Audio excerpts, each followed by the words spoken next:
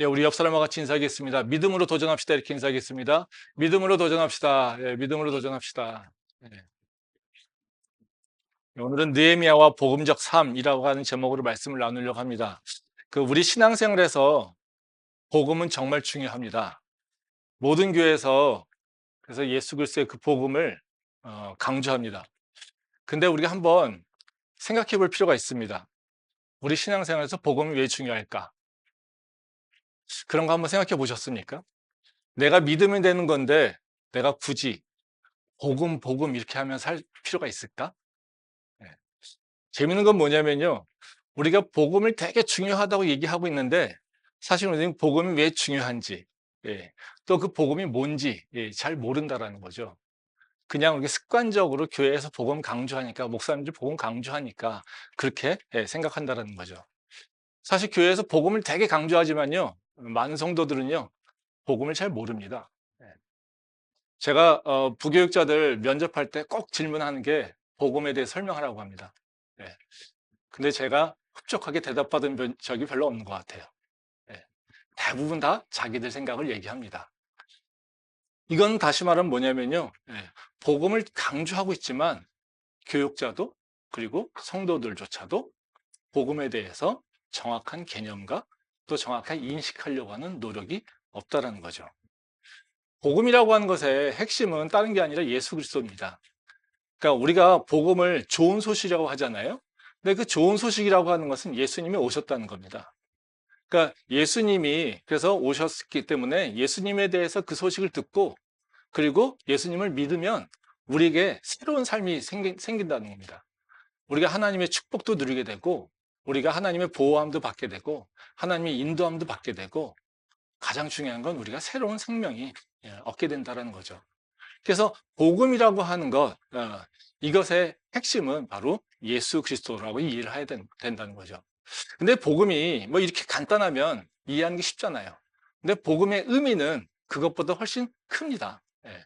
왜냐하면요, 이 복음이라고 하는 것은 그냥 단순하게 예수님이 오신 것만이 얘기하는 게 아니라 예수님이 오시면서 어떻게 오셨는지 무엇을 행하셨는지가 다 포함되어 있기 때문에 그래요. 그러니까 이제 한마디로 얘기하거나 간단하게 설명하는 것이 쉽지 않다라는 것이죠. 그러니까 우리가 복음이라고 하는 것, 이것이 예수님이 오신 것, 이것은 알고 있지만 바로 예수님이 행한 것이 우리 삶에 어떤 의미가 있는 것인지에 대해서 잘 생각을 하지 않는다라는 거죠. 그리고 그것이 우리에게 어떤 의미가 있는지에만 생각하고 있지 우리한테 그것을 왜 보여줬는지에 대해서 생각을 잘 하지 않는다는 겁니다. 우리는 많은 경우에 예수님이 행하신 것에 대해서 조각조각으로만 생각하고 이해하려고 하기 때문에 그렇다는 거죠. 예수님에게 우리에게 오셔가지고 행하신 일 뭐냐면요. 오시는 방법부터 와서 행하신 일부터 그리고 와서 우리에게 이루신 것 그리고 우리에게 선물로 주신 것 우리에게 약속하신 것 이런 여러 가지가 있다는 거예요. 네. 근데 거기에서 중요한 것은 그 내용도 중요하지만 예수님께서 우리에게 어떻게 오셨는지 또 어떻게 행동하셨는지 무엇을 중요하게 여기시는지 이게 다 드러나 있다는 겁니다. 그래서 복음이라고 하는 것을 그냥 단순하게 그냥 좋은 소식이야. 아, 내가 믿었으니까 구원받았어. 나 새 생명 얻었어. 이걸로 끝나기에는 복음이라고 하는 것이 너무 큰 내용이라는 겁니다. 예. 그러니까 우리는 그걸 이해하려고 하지 않고 그냥 예수님 이것만 생각하게 된다는 거죠. 그래서 복음이라고 하는 것을 통해서 우리는 그냥 소식이다라고 하는 차원, 이 차원에서 조금 개념이 바뀌어가야 됩니다. 뭐냐면요, 우리에게 삶의 원리다 이렇게 변해가야 된다는 거죠. 그러니까 복음은요, 좋은 소식인데 그 소식을 머무르지 않고요, 우리에게 어떻게 살아야 될지 그 원리를 얘기하고 있다는 거죠. 왜? 아까 얘기했듯이 예수님이 복음을 통해서 예수님이 무엇을 행하셨는지, 어떻게 행하셨는지, 그리고 우리에게 어떤 약속을 하셨는지, 그리고 우리한테 어떻게 행동하기를 원하셨는지, 이것이 다 드러나 있기 때문에 그렇다는 거죠. 왜냐하면 복음을 통해서 우리는 예수님과 연결되잖아요. 그렇죠? 그리고 예수님과 화합해야 되잖아요. 그리고 예수님 안에서 거해야 되잖아요. 그러려면 우리가 예수님이 누군지에 대해서 분명히 이해해야 된다는 겁니다. 그리고 우리가 그 예수님과 행동을 그리고 생각들을 맞춰가야 된다는 거죠. 그러니까 복음을 따라서 우리가 예수님과 같이 연합하는 방법을 우리가 깨달을 수 있다는 겁니다. 그렇기 때문에 이제 복음이 중요한 거예요. 이 복음을 제대로 이해하지 못하면 어떻게 될까요? 신앙의 기준이 없어집니다. 그래서 이단에 빠진 사람이 생깁니다. 이단에 빠진 사람이 교회 다니던 사람일까요? 교회 안 다니던 사람일까요? 교회 다니던 사람들. 그런데 교회 다니지 않는 사람은 왜 이단에 빠질까요? 이단에 안 빠질까요? 영적으로 관심이 없기 때문에. 근데 교회 다니는 사람들은 영적인 관심이 있거든요. 예. 근데 기준이 없어요. 뭐만 갖고 있으면 됩니까? 믿으면 돼. 복 받으면 돼. 교회 와서 즐거우면 돼. 교회 와서 관계성이 좋으면 돼. 육체적인 것들만 보다 보니까 어떻게 해요? 예.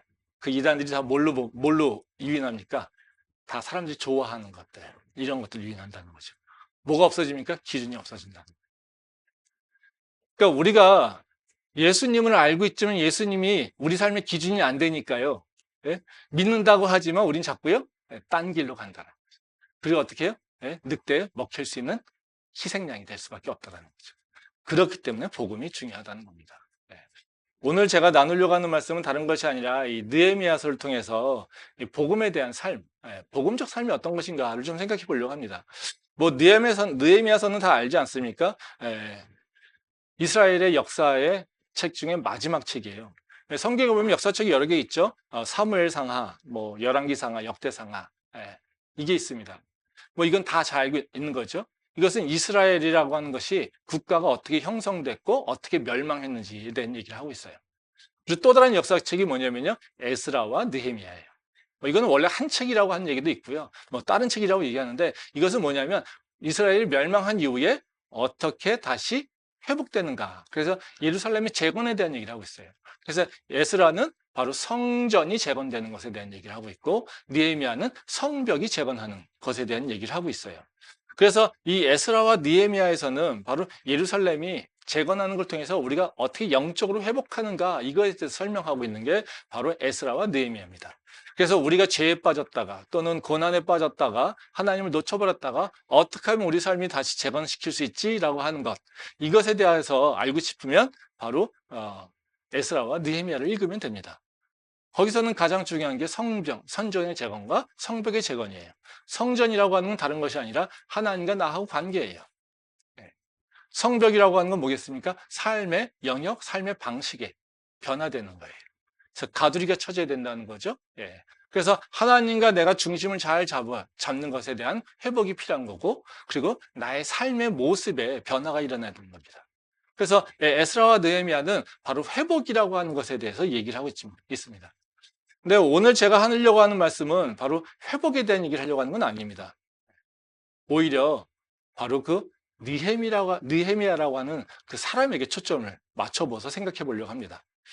그 느헤미야라고 하는 사람은 우리가 별로 관심이 없죠. 예. 이 성경에서 보면 정말 중요한 사람인데 이렇게 관심을 갖지 않은 사람들이 있죠. 대표적인 게 느헤미야입니다. 예. 이 바벨론 포로 시기에 유명한 사람들이 꽤 있습니다.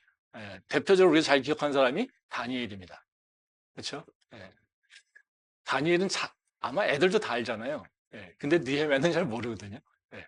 근데 느헤미야는 다니엘보다 뒤지진 않아요. 똑같이 이 포로 시기에 한 업적이나 또 지위나 이런 것들이 뒤지지 않는다는 거죠. 다니엘이 어쨌든 메대 총리까지 갔는데 이 느헤미야 같은 경우도 술관원이 됐거든요. 왕의 최측근이죠. 예.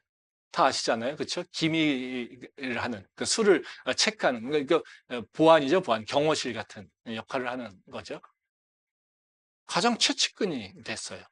포로 시기에. 또 이 사람은 예루살렘의 재건의 총리였어요. 지역의 총리. 그러니까 재건할 때 그 지역의 영주나 같은 역할을 하는 사람이죠. 그러니까 다니엘만큼 이렇게 뒤처지지 않아요. 근데 우리는 기억을 못해요. 아마 근데 다니엘은 이게 역사적으로 아니면 이렇게 드라마틱한 사건들이 많아서 기억하는 것 같고, 이 느헤미야는 그렇지 않은 것 같아요. 근데 느헤미야도 참 중요한 사람입니다. 그래서 그 느헤미야가 어떻게 이런 일들을 감당했을까라고 하는 것을 바라볼 필요가 있다는 거죠. 그래서 우리가 좀 느헤미야를 좀 다시 한번 생각해 보려고 합니다. 근데 이제 느헤미야라고 하는 인물에 대해서 생각할 때 근데 항상 주의해야 될 것이 있습니다. 뭐 느헤미야라고 하는 인물뿐만 아니라 성경에서 보면요. 우리가 여러 인물들이 나올 때 인물에 초점을 맞춰서 연구하는 경우가 많아요. 근데 인물에 초점을 맞춰서 우리가 연구하거나 성경을 바라볼 때 쉽게 빠지는 오류가 있습니다. 그건 뭐냐면요. 사람을 우상화시키는 거예요. 그러니까 대부분 경우에 어떤 사람이 되게 본받을 점이 많아? 그럼 그 사람을 막 연구하잖아요. 예. 그러면 어때요? 예. 그 사람의 매력에 빠져요. 그리고 그 사람이 잘한 것들이 보여요. 그러니까 어떻게 해요? 그 사람이 높아져요. 예. 그래서 사람을 연구할 때 보면 항상 문제가 뭐냐면요. 예. 그 사람의 훌륭한 점을 부각시키고 그리고 그래서 그 사람을 우상화시키는 예. 또 아니면 나쁜 사람일 경우는 완전히 악인을 만들어 버리는 그런 오류에 빠지게 된다는 거죠. 그래서 오늘 제가 나누려고 하는 말씀은 느헤미야에 관심이 있습니다. 그렇지만 느헤미야의 품성에 대해서 관심이 있지 않아요. 느헤미야의 믿음의 행동에 관심이 있어요. 그리고 그 느헤미야의 믿음의 행동이 복음하고 부합하는가 이걸 보는 게 목적이에요. 다시 말하면 무슨 얘기냐면요. 느헤미야가 훌륭한 사람이야라고 하는 것이 아니라요. 느헤미야가 하나님한테 인정받지 않았습니까? 마지막 오늘 읽은 말씀에 보면 그 느헤미야가 품은 생각들 그리고 기도를 할 때 하나님께서 어떻게 해요? 예, 그를 자리를 옮기셨잖아요. 이건 다는 무슨 얘기예요? 예, 느헤미야가 품고 있는 생각들, 하고 있는 일들을 하나님이 인정하셨다는 거예요. 예, 그럼 왜 하나님이 느헤미야를 인정했을까? 그가 갖고 있는 생각, 그가 갖고 있는 행동, 도전들이 왜 하나님에게 인정받고 칭찬받았을까라고 하는 거죠. 그래서 그것을 바라볼 때 이제 느헤미야라고 하는 사람이 아니라 느헤미야의 믿음의 모습이 어떤 모습이고 그것이 복음과 어떻게 연결되는가 이것에 초점이 있다고 생각하시면 됩니다. 그래서 우리가 그 부분을 좀 기억하시고 말씀을 또는 그리고 느헤미야를 생각하면 좋을 것 같습니다. 첫 번째 이제 사람을 바라보니까요. 예, 첫 번째 질문이 뭐겠습니까? 하나님은 왜 느헤미야를 선택했을까? 이게 우리가 갖고 있는 질문이잖아요. 그렇죠? 많은 경우에. 예? 우리는 되게 성경에 인물 나오면 예? 하나님이 선택해서 이런 사람이 나왔지 이런 거잖아요. 그러면 하나님이 이를 왜 선택했을까? 뭐 대표적으로 아브라함을 왜 선택했을까? 뭐 또 뭐예요, 예? 그 요셉을 왜 선택했을까? 뭐 이런 거에 대한 질문이 참 많다라는 거죠. 예. 하나님은 왜 또 특히 느헤미야를 선택해서 예루살렘의 성벽을 재건하게 했을까? 뭐 이런 게 우리한테 질문을 하게 된다는 거죠. 근데 이 질문은 성경을 보면서 좋은 질문은 아닙니다. 하나님이 왜 이 사람을 선택했을까? 이런 질문을 할 필요가 없어요. 예. 이거는 우리한테 별로 좋은 시사점이나 교훈을 주지 않습니다. 왜냐하면요, 이 질문을 가지고 사람을 바라보게 되면요, 어떤 문제에 빠지게 되냐면요, 하나님의 행하심을 도식화시켜 버려요. 이러니까 하나님이 이들을 축복하셨네. 그러니까 어떻게 해요? 이런 일을 행동을 하게 되면 하나님은 축복하시지. 예. 뭐 대표적으로 그러잖아요. 솔로몬이 1,000번제를 드리잖아요. 그리고 축복받잖아요. 그래서 우리가 맨날 1,000번 제물 드리지 않습니까? 1,000번제를 드리는 것 자체가 문제라는 것이 아니라요. 그게 본질을 보지 않고요. 그 행동을 보고서요. 이거 하면 하나님께서 뭔가 새 역사를 하겠지. 음. 뭐 그럴 수도 있죠. 근데 아닐 수도 있지 않겠습니까? 왜요? 하나님의 선택이니까. 하나님 자유잖아요. 예. 우리 신앙에 있어서 가장 중요한 것이 하나님의 자유를 인정하는 거거든요. 근데 우리가 하나님을 자꾸 도식화시켜 버리면요. 하나님을 이해할 수가 없어요. 그래서 사람을 보면서요. 왜 선택했을까 하면서 그 사람의 좋은 점을 보기 시작하면요. 우리가 하나님을 놓쳐버려요. 그리고 하나님을요. 내 공식으로 묶어버린다는 거죠. 그렇기 때문에 우리 사람을 볼 때 그 사람이 왜 선택받았는가라는 생각을 하면 안 돼요. 왜? 그건 하나님의 자유예요. 예. 그리고 하나님은 그런 자유가 있어요. 그리고 아무리 못된 사람도요. 하나님 선택해서 다 바꿀 수가 있어요. 그러니까 그 사람이 갖고 있는 뭐 지식이라든가 육체라든가 뭐 이런 특성들 하나도 안 중요하다는 거예요. 그러니까 그런 거 볼 필요가 없다라는 거죠. 두 번째로 이제 우리가 사람을 볼 때 왜 이 사람을 선택했는가라고 하는 것을 생각할 때 이런 질문은 필요 없는 게요. 그 사람은 특별해서 선택받은 게 아니에요. 그래서 왜 선택했는가라고 하는 것에 자꾸 초점을 맞춰서 생각하면요. 그 사람이 우상화밖에 안 됩니다. 하나님 모세를 왜 선택했을까요? 우린 몰라요. 왕자니까? 혈통이 좋으니까? 그렇죠? 예. 근데 모세는요? 가나안에 못 들어갔어요. 왜요? 모세도 인간이니까요. 모세가 누군가를 구원할 수 있는 자가 아니에요. 하나님 말고 우리를 구원할 수 있는 자 없어요. 하나님 이외에 우리를 구원할 수 있는 능력 있는 자 없어요. 그렇죠? 모세도 그냥 선지자 중에 하나예요.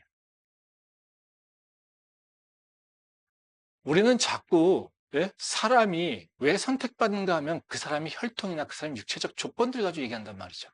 그래서 결국 우상으로 간다는 거죠. 우리가 본받아야 될 것, 그리고 바라보고 맨날 연구해야 될 것은 예수님이에요. 우리의 구원주는 예수님밖에 없어요. 어떤 좋은 목사님, 훌륭한 목사님 못해요. 네. 뭔가 특별한 게 능력이 있는 것처럼 보이는 목사님 다 가짜입니다. 되게 맨날 영적으로 충만한 것 같이 보이는 거 목사님 전 가짜라고 봐요. 왜요? 네. 그래봤자 본인한테 좋은 거예요. 그거 가지고 누구한테 대단한 일을 할 수 있느냐? 아니에요. 그건 하나님의 능력이에요. 하나님의 영역이에요. 네. 그러니까 그 사람이 왜 선택받았을까? 이거에 대해서 우리는 관심 가질 필요가 없어요. 그거는 그냥 하나님의 영역이라는 거예요. 그래서 우리는 그냥 하나님 안에서 한 형제로서 또 그 교회 질서 속에서 그분을 이해하고 뭔가 행동해야 되는 것이지 그 이상도 아니라는 거죠. 그래서 우리는 사람을 바라볼 때 그 사람이 갖고 있는 특성이나 이런 걸 통해서 뭔가 이해하려고 하는데 절대 그래서는 안 된다라는 거죠. 그래서 오히려 사람이, 그 하나님이 그 사람을 사용하시면서 그 사람의 어떤 믿음의 모습들을 사용하시는가 이런 거라는 거죠. 오늘 느헤미야가 보여주고 있는 모습 가운데 복음과 연결되어 있는 아주 좋은 모습은 뭐냐면요. 느헤미야는 분명한 자기 정체성을 가지고 살았다는 거예요. 복음이 분명하게 자기한테 들어와 있다면요. 하나님은 우리한테 어떤 것을 기억하게 하시냐면요. 내가 누군지 이것에 대한 정체성에 대한 답을 갖게 하신다는 거죠. 그리고 그걸 기억하게 하신다는 거예요. 말씀 보겠습니다. 느헤미야 1장 1절부터 4절 말씀입니다. 하갈의 아들 느헤미야의 말이라. 아닥수다 왕 제20년 기슬르월에 내가 수산궁에 있는데 내 형제들 가운데 하나인 하나니가 두어 사람과 함께 유다에서 내게 이르렀기로 내가 그 사로잡힘을 면하고 남아있는 유다와 예루살렘 사람들의 형편을 물은즉 그들이 내게 이르되 사로잡힘을 면하고 남아있는 자들이 그 지방 거기에서 큰 환난을 당하고 능욕을 받으며 예루살렘 성은 허물어지고 성문들은 불탔다 하는지라. 내가 이 말을 듣고 앉아서 울고 수일 동안 슬퍼하며 하늘의 하나님 앞에 금식하며 기도하여. 예. 이 말씀은 이제 느헤미야가 예루살렘 성벽 재건에 쓰임 받게 되는 그 배경, 그 환경을 보여주고 있습니다. 이 말씀에 보면 느헤미야가 그 핵심은 그렇습니다. 수상궁에서 예루살렘 소식을 듣고 매우 슬퍼하고 탄식했다. 예, 요거예요. 딱 한마디로 준다면요. 근데 이 말씀을 보면요. 예, 장소적으로 비교가 나와요. 어떻게 나옵니까? 예. 1절과 2절 말씀에 보면요. 느헤미야가 있는 곳은 어디예요? 수상궁이에요. 느헤미야가 관심 갖고 있는 건 어디입니까? 예루살렘이에요. 그렇죠? 아무도 묻지 않는데 예, 느헤미야가 가가지고요. 물어봅니다. 예루살렘에 사람들은 어떻게 사니? 이거예요. 지금 수상궁에 있으면서 뭐에 관심 갖고 있습니까? 수상궁의 정치가 아니라 어떻게 해요? 예루살렘에 대해서 관심 갖고 있는 거예요. 그리고 예루살렘의 소식을 들으니까요. 무지하게 슬퍼해요. 그렇죠? 예루살렘이 어떻게 되든지 간에 그 자기 삶이 관심이 상관이 하나도 없는데 그것 때문에 슬퍼한다는 거죠. 그렇죠? 그러니까 몸은 수상궁에 있는데 마음은 어디에 있다고요? 예루살렘에. 왜 그럴까요? 본인이 이스라엘 사람이니까. 예, 본인이 이스라엘 사람이니까. 왜요? 자기 정체성이 분명한 거예요. 하나님이 우리한테 강조하시는 것 중에 하나가요, 정체성이에요. 예, 넌 누구니? 라고 하는 것을 계속 질문해요. 예, 그러니까 너가 어디에 속한 사람이니? 이것을 기억하며 살기를 원하신다는 거예요. 그래서 내가 어디에 속한지 이것을 기억하지 못하면 안 돼요. 예, 그게 우리 삶의 원칙이 돼야 된다는 거예요. 말씀 보겠습니다. 이사야서 43장 1절 말씀입니다. 야곱아, 너를 창조하시는 여호와께서 지금 말씀하시느니라. 이스라엘아, 너를 지으신 이가 말씀하시느니라. 너는 두려워하지 말라. 내가 너를 구속하였고 내가 너를 지명하여 불렀나니 너는 내 것이라. 예. 이제 이 말씀은 하나님께서 이스라엘 백성들에게 약속하시는 거잖아요. 예? 아, 너희들 고통받을 거야. 근데 내가 너희를 꼭 구원할 거야. 아, 이렇게 약속하세요. 예. 근데 그 약속을 얘기할 때 뭐라고 하시냐면요. 지금 이 얘기입니다. 예? 내가 너를 구속할 거야. 내가 너를 지명하여 불렀어. 그러다 서 뭐라고 하는 겁니까? 내 것이야. 아, 벌하시면서 너 이제는 망할 거야. 이렇게 얘기하시면서 구원할 거야. 그러면 아니, 왜요? 벌할 땐 언제고 또 구원하시겠다고요? 왜요? 얘는 분명히 해요. 넌 내 거니까. 이거예요. 내가 너를 지명하여 불러서 넌 내게 속한 자이기 때문에 넌 내가 책임이 있어. 그러니까 넌 항상 기억해야 돼. 너는 내게 속했다라고. 예, 이거예요, 이게. 예. 이게 바로 하나님께서 생각하시기 우리한테 강조하시는 겁니다. 너가 꼭 기억하고 살아라. 너는 하나님의 자녀야. 이겁니다. 이것을 예수님도 똑같이 강조하세요. 예, 또 한번 말씀 보겠습니다. 요한복음 15장 19절 말씀입니다. 너희가 세상에 속하였으면 세상이 자기의 것을 사랑할 것이나 너희는 세상에 속한 자가 아니요 도리어 내가 너희를 세상에서 택하였기 때문에 세상이 너희를 미워하느니라. 예. 이 말씀 다 아시죠? 예수님께서 십자가 달리시기 전에 이제 제자들에게 유언처럼 이제 쫙 설명하시잖아요. 앞으로 무슨 일이 있을 거고 너희한테 이렇게 쫙 설명해 준 게 요한복음 15장, 14장 이쪽부터의 말씀이라는 거죠. 근데 여기서 뭐라고 하십니까? 너희가 고난을 받을 거야. 예. 미움을 받을 거야.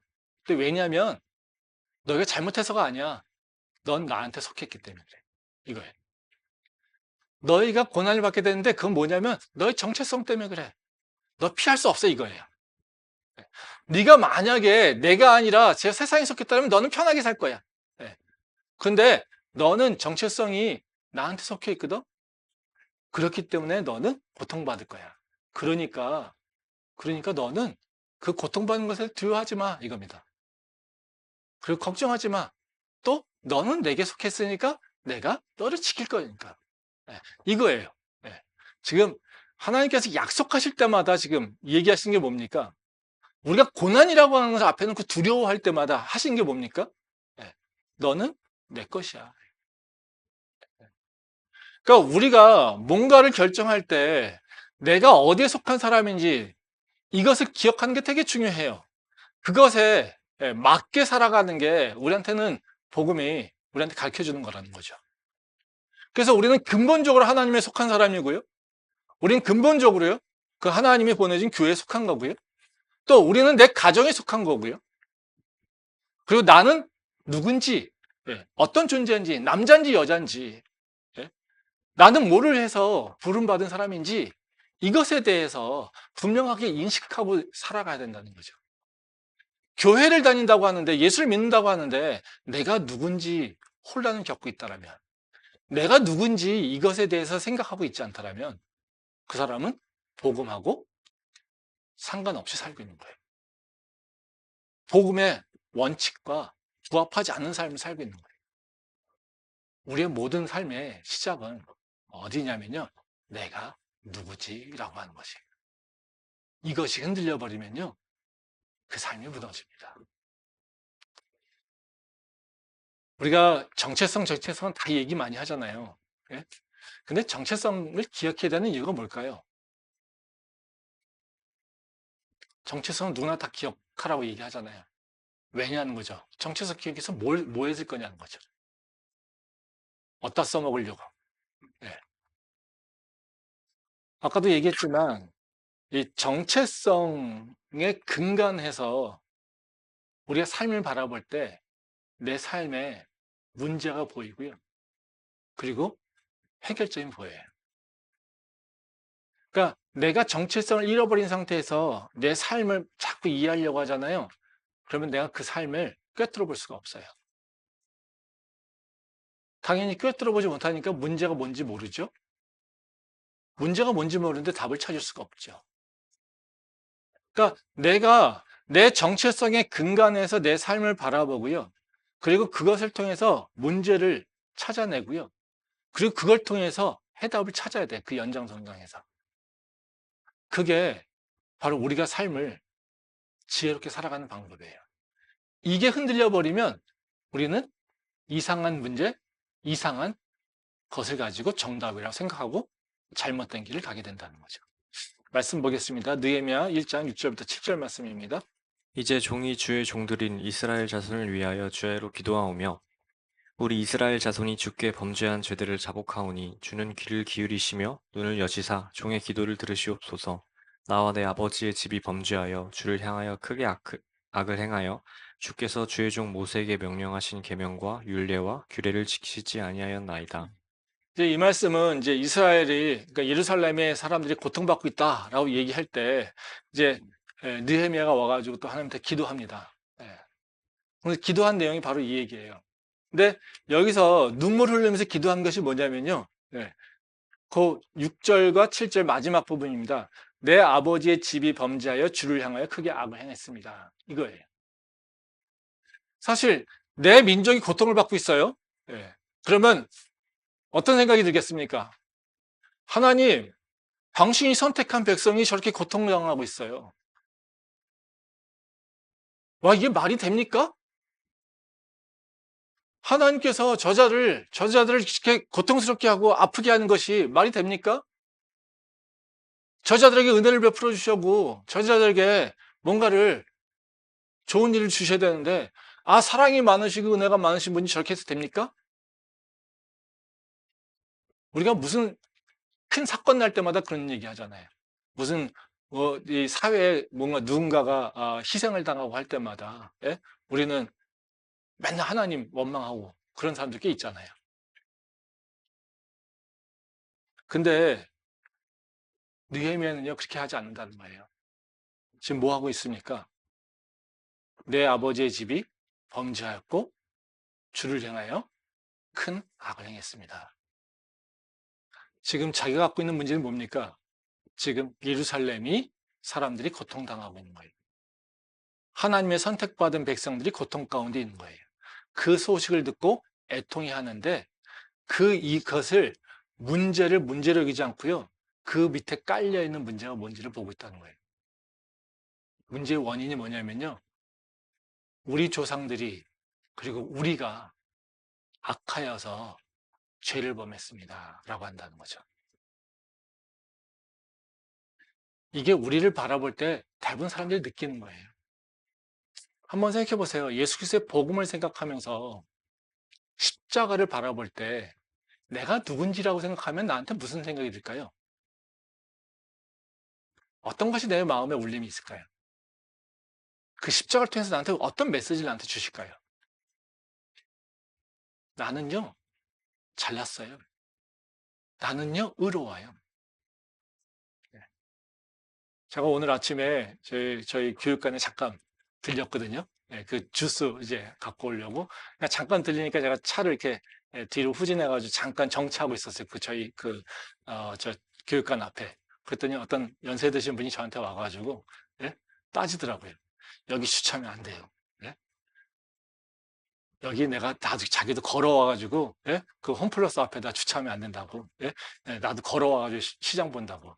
근데 거기서 주차하면 안 된다고. 제가 누군지 물어보지도 않아요. 제가 뭐라고 서 있는지도 물어보지도 않아요. 뭐부터 합니까? 저부터 정죄부터 해요. 뭐요? 나는 의로우니까. 난 잘했어. 근데 너는 여기다가 차를 세우고 있으면 안 되지. 그쵸? 예. 제가 그러면서 오면서 제가 차에서 수연이하고 제처한테 얘기했어요. 요새 사람들은 다 정의로워. 크리스찬이 그렇게 할 수 있을까요? 크리스찬이 그런 짓 할 수 있을까요? 할 수 없어요. 왜요? 십자가 앞에 있기 때문입니다. 십자가 앞에서 내 모습을 보기 때문에요. 크리스찬이 그 짓 하고 있다면요, 십자가를 놓쳐버린 거예요. 지금 느헤미야가 보고 있는 건 뭐냐면요, 자기들의 적나라한 모습이에요. 어디다 대고요? 십자가를 앞에 두고 있기 때문에, 하나님의 말씀을 두고 있기 때문에. 저도 십자가를 놓쳐버릴 때 맨날 그래요. 근데 그렇게 하고 나서 후회하고 다시 회개하죠. 그렇지만 또 이 반복되는 게 우리의 모습이지만, 그렇기 때문에 자꾸 주저주저 하게 되고, 그렇기 때문에 그 횟수를 조금 줄여나갈 수 있는 거죠. 지금 느헤미야가 얘기하고 있는 건 뭐냐면요, 분명하게 자신들이 하나님의 선택받은 백성인데 버림받았다면 그것은 하나님이 잘못했던가 아니면 자기들이 잘못한 거 아니겠습니까? 근데 하나님이 잘못할 리가 없죠. 그러니까 어떻게 해요? 자기의 잘못을 바라보고 있는 거예요. 그러면서 회개하고 있는 거예요. 우리가 이 정체성 가운데 나를 바라보지 못하면요, 우리는 어떤 일을 겪게 되냐면요, 계속해서 그 죄의 굴레에 빠지게 돼 있어요. 말씀 한번 보겠습니다. 창세기 3장 8절부터 12절 말씀입니다. 그들이 그날 바람이 불 때 동산에 거니시는 여호와 하나님의 소리를 듣고 아담과 그의 아내가 여호와 하나님의 낯을 피하여 동산 나무 사이에 숨은지라. 여호와 하나님이 아담을 부르시며 그에게 이르시되 내가 어디 있느냐? 이르되 내가 동산에서 하나님의 소리를 듣고 내가 벗었으므로 두려워하여 숨었나이다. 이르시되 누가 너의 벗었음을 내게 알렸느냐? 내가 내게 먹지 말라 명한 그 나무 열매를 내가 먹었느냐? 아담이 이르되 하나님이 주셔서 나와 함께 있게 하신 여자 그가 그 나무 열매를 내게 주므로 내가 먹었나이다. 이 말씀은 다 아시는 말씀이죠. 아담과 하와가 죄를 범하고 난 후에 그 아담의 행동들을 보여주고 있어요.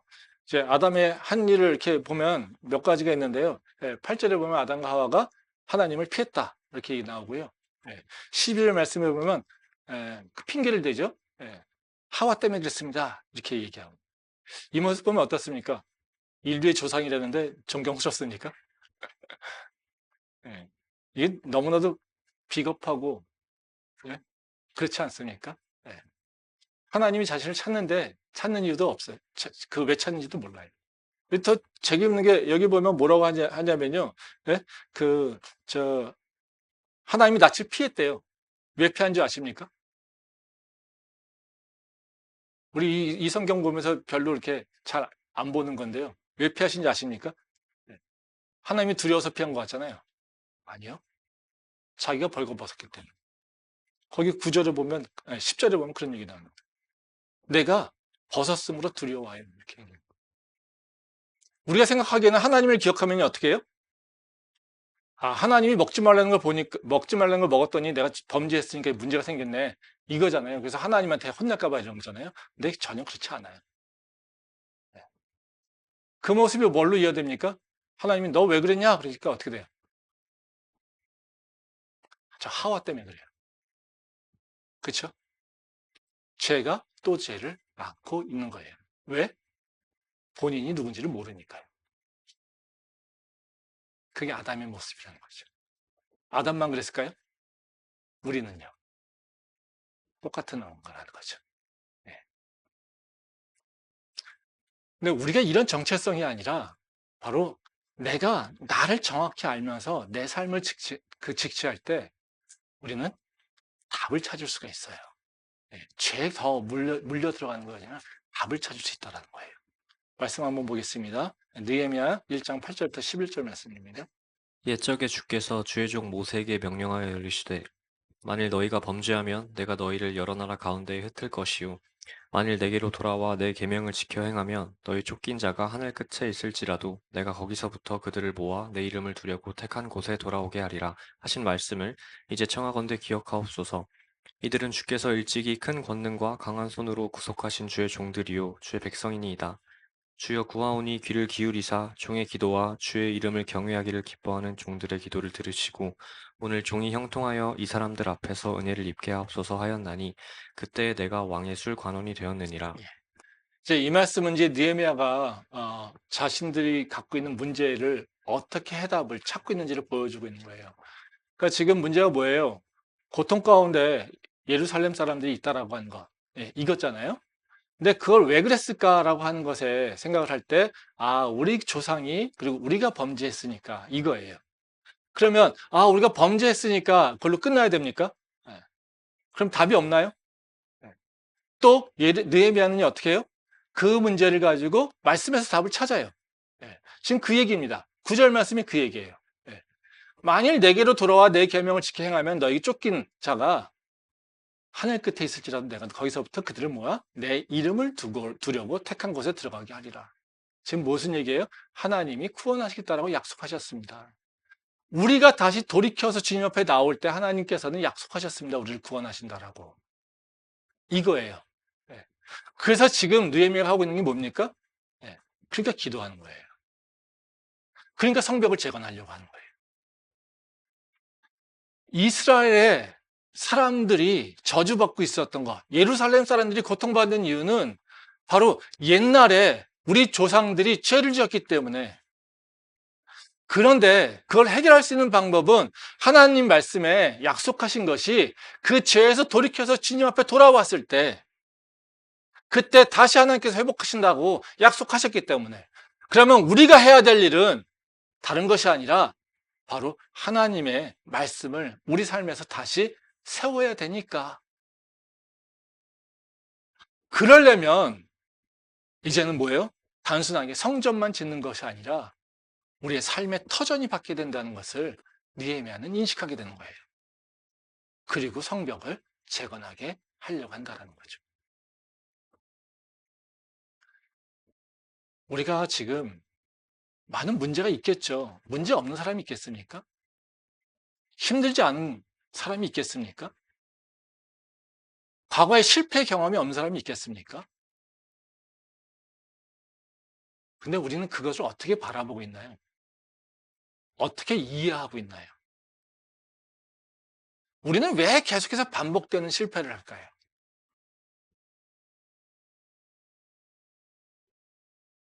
예수님께서 우리를 위해서 죽으시고 우리에게 새 삶을 주셨다는데 우리는 왜 계속해서 동일한 일을 반복하며 반복적으로 실패하며 사냐는 거죠.